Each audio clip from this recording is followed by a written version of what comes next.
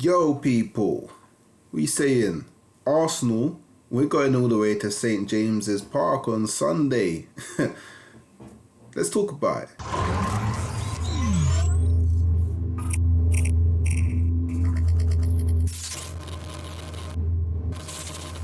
So look, Arsenal, we have to go to St. James's Park for the first time this season. I hope we only have to go once. I don't want to do what I did last season and go twice and it go crazy. But we are going once, and it is on Sunday, 4:30 p.m, Super Sunday, and it is a massive, massive game for Arsenal.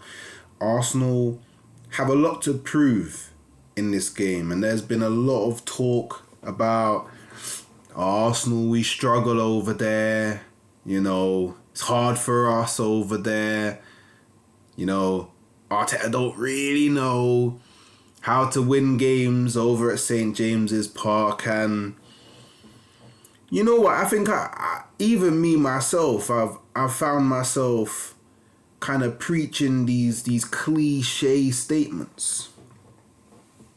Maybe it's a bit habitual because I hear it a lot.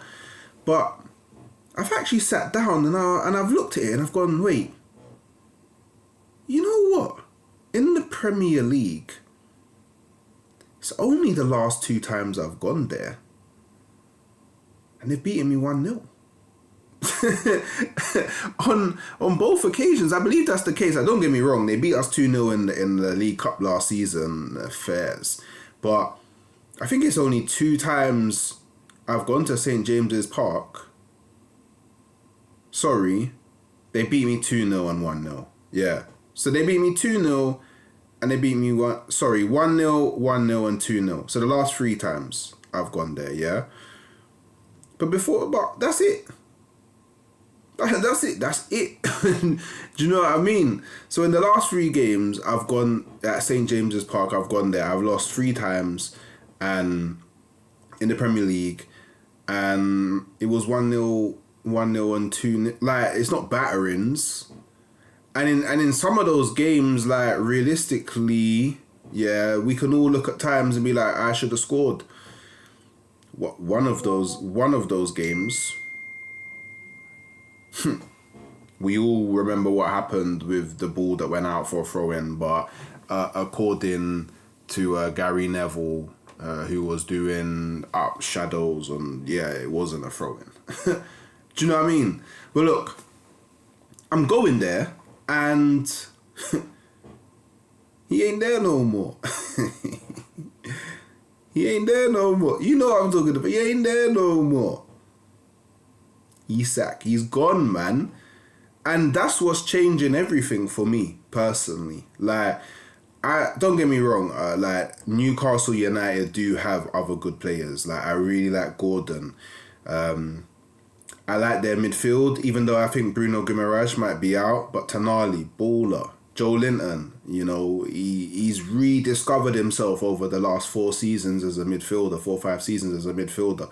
Eddie Howe's put in a lot of work as well in solidifying him as a midfielder. He's a problem.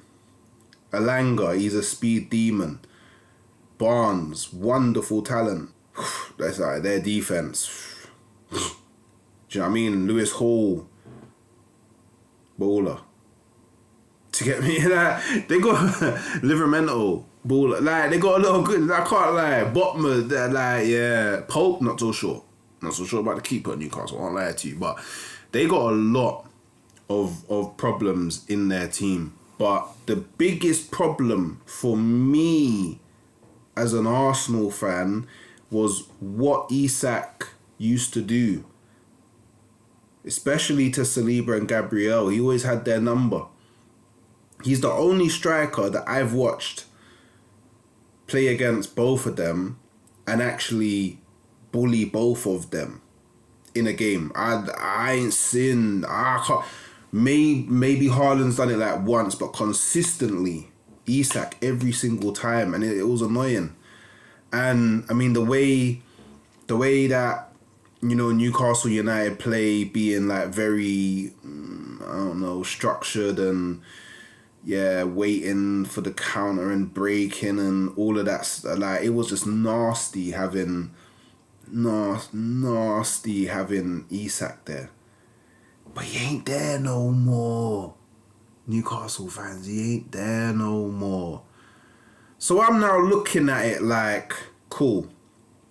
Yeah, they got people that can do stuff. I feel like, you know, a lot of their attack at the moment is a bunch of zebras. Do you know what I mean? Or zebras, wherever you're from. You know, just bare herbivore. No, not really trying to get into the meat. Like, you know what I mean? Not trying to, can't really you get me? Not eating their dinner. Herbivores, just eating the grass.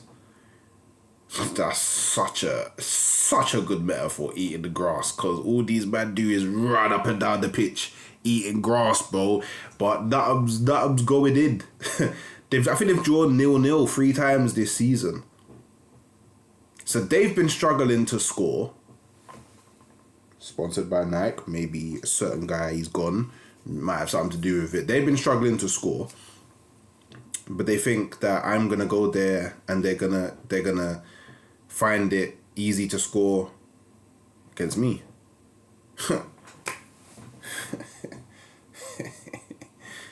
Against me. Aye, man. And look, this time I got a striker that he's so ready for the physical game. He's so ready for the physical. He is ready. He's so ready for the physical game. He don't care about Dan Burn wanting to get physical or Shaw wanting to get physical. He don't care about none of that. Don't care about Joe Linton wanting to rough and tough. What? I'm wham, bro. I'm blam. Yeah, I'll move to you. How about that? He don't care about no Sandro Tonali, bro. Don't care. Don't care about none of that. Yeah, Gerd Muller Award, best striker in the world. He's ready to fist up you, man. You get it? Yeah. So I'm confident going into this game. Maybe you can tell. I don't know.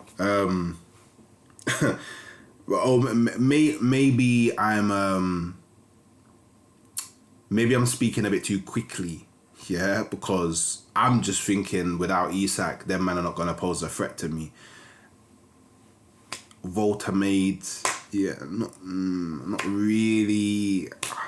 I won't lie, I'm not really worried about Volta made. I'll be real, like Volta made's gonna have to put on a bit do you get it? A bit before he starts concerning me. So look, the biggest worry that I actually have going into this game, oddly enough, is 2 things. Oddly enough. One of them is if Calafiori does start, and in a bit I'll get onto what I want to go with, and I actually do want to go with Calafiori. But saying Calafiori does start, going that way, Elanga is going to absolutely could get mad. It could get dark going that way. Yeah, if Calafiori starts wandering and then they break and Elanga's running, he is not catching him at all. He's not catching. He's gone. He might as well not run towards Elanga. He might as well try run towards the goal as quickly as he can, because there's no point. You won't catch him. The other thing that I'm worried about is these men like to do up. You get me, SmackDown versus Raw. You get me, Hell in the Cell. You get me, Dudley Brothers. That's what they're on. Tables, ladders, and chairs. That's what they're on. To get it, I don't even know if that. I don't know if they're set if they're set out to play football. Like, to me, it just seems like they're on this UFC thing, on this Chris Benoit crippler crossface, like just moving man, Kane chokeslam, all of that, Tombstone power driver through the ring, last ride, like they're on all of that, pedigree, rock bottom, the people's elbow, like they're on like off the ropes, Jeff Hardy, Swanton bomb, they're on all of that. That's what they're on. They're not on playing football. And that's a worry for me, because I already have a lot of injuries. I'm not trying to get any more. Saka, Bukayo, I know you like to draw fouls, but in this game, just you see them charging after you, don't ride the tackle. just pass the ball. Unless you feel like you can jump over the tackle, dink it with the ball, you get me, Mario, all of that, and then cool. But you see Joe Linton charging towards you, or Dan Bird, or any of them, man, just you allow it back to Timber, and then we recycle. This is a game we recycle, innit? Do you know what I mean? So I guess the final thing that I'm looking for in this game personally is Arteta. It's like, stop letting this Eddie Howe brother get the better of you. Like, if you want to start showing people that you're up here, yeah, you're going towards great, you can't be letting Eddie Howe just always bad you up the way he has been recently. So let's just done this hoodoo voodoo, get these Geordies back in, you get me, back in their hole. A lot of them have been coming out chatting to me, because they want a Carabao Cup. Like, allow it. Just know your place in the food chain. Do you get it? Just know your place in the food chain, bro. Like, the deer that doesn't go chatting to the lion, bro. Do you get it? The antelope don't go chatting to the lion. Yeah, the antelope sees the lion, and at the water hole, yeah, goes the other direction, hoping that the lion didn't notice that it came into vicinity, and then maybe the antelope goes and, I don't know, chats to the hippos, or I don't know, the elephants, or I don't know, the giraffes, the more friendly creatures in the jungle, yeah.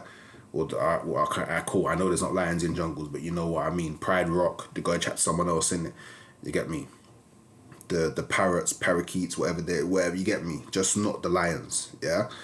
So let's just done them, so I don't have to listen to these man chat anymore, yeah? So, look, let's go into what I actually want to go with in this game. We'll talk a bit about it, and then we'll wrap up with some predictions. This is what I'm going with, yeah? This is my plan for the game. So, I've got David Raya in goal, as you can see. I've got Calafiori left back. I've got Gabriel and Saliba as the centre backs. I've got Timber right back.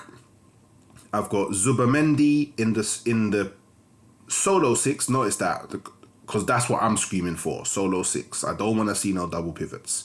Allow him to control the game from deep, dictate, and everybody else just push forward, attack minded first. Yeah. Declan Rice in the left 8. Ødegaard in the right 8/10, and I'm hoping he's back. I'm not too sure. I haven't seen the press conference yet. Allow me, people. I don't know who is 100% and all of that. But if Ødegaard is available to play, I would put him there with Eze left wing, Gyökeres in the 9, and Bukayo Saka on the right. And to me, this team is more than strong enough to punch them up. If we go out with this team, we should not be drawing. Notice I didn't say losing. We shouldn't be drawing. It should only be a win. Yeah? Now, remember earlier I was talking about Calafiori. So this is what we're going to see a lot, yeah? We're going to see a lot of this. We're going to see Calafiori come into probably this area here, innit? Yeah, Rice. Whoa, that's not what I wanted to do. Into this area here. And then what you'll probably see is... Alright, this is what we're going to do. I hear it. You'll see Rice probably come like this. He'll venture in this area a lot, yeah? Now, when he's venturing in this area, yeah, when Elanga evades that space, truth be told, it's not too worrying, because you would see Gabriel shift over, Saliba shift over. We would shift over like this, and then you'd probably have Ødegaard a bit more over there, and then it would probably when Calafiori's bombing, it will be like this. But there's still a tiny, like there's still a gap, and that gap, I'm very concerned about that gap. So just saying, Arsenal, that's what we need to be. To me, that's the only thing we need to be worried about. Yeah, And maybe Arteta, he's been thinking about that. So he's probably aware, and he may tell Calafiori, look, like, you just got to be super conscious not to do too much of that. Because if you do too much of that, it could be a very, very long day for the likes of Gabriel, for the likes of Rice, because they're always going to have to, you get me, it's too much. It's way too much. So I guess in the realms, let's just say that Ødegaard isn't fit. Yeah. So now we all know that he's probably going to do demon time and play Land of the Giants in the midfield, but I'm not pushing that. Yeah. So what I would actually do is, if Ødegaard isn't available, then I would just drop Eze here, in the 10. Do you get it? I mean, maybe if Ødegaard isn't available, then I would maybe be more inclined to roll with the double pivot, and then just have Eze in the 10, like so. And then I would bring in, where is he? My brother. Well, I can't call him my brother at the moment because I've been seeing him for a bit, but you know what I mean. Martinelli. This is probably the other option I would go with if Ødegaard isn't fit. There's another option we could go. Another option that we could go. We could, this is very unlikely, but we could also do this. We could have Eze over there on the left, and we could bring in the young G, Ethan Nwaneri, who I think had a good game against Port Vale. I think he had a good game against Port Vale. I also think he had a good game against Nottingham Forest. So those are kind of like three kind of options that I'm exploring at the moment, all for different reasons. But yeah, let me know what you think about, I guess, my three setups going into the Newcastle game, and let me know what you would go with. Talking about predictions now, yeah? And I think I'm letting the Liverpool fans kind of sway me again, because originally I was thinking 2-0, but then I spoke to Cal and he was so confident that we was going to fist them up. He was like, no, 3-0, bro. I was thinking, really? 3-0 against...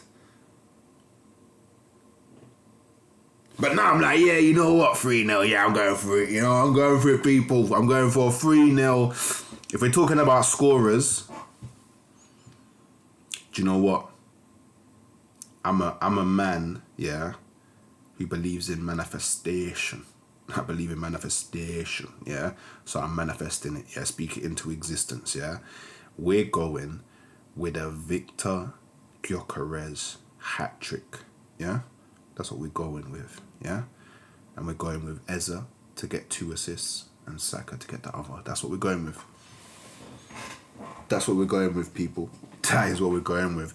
But let me know your thoughts on this game. Let me know what you think. Am I going crazy? Because I just think that this game is going to be not a walk in the park, but a lot easier than what it has been in previous years. Say a little prayer with me. Oh, Father, please bless Arteta's mind and make him decide in the key moments not to start Land of the Giants in the midfield. Yeah, you get me? You know them way there, car.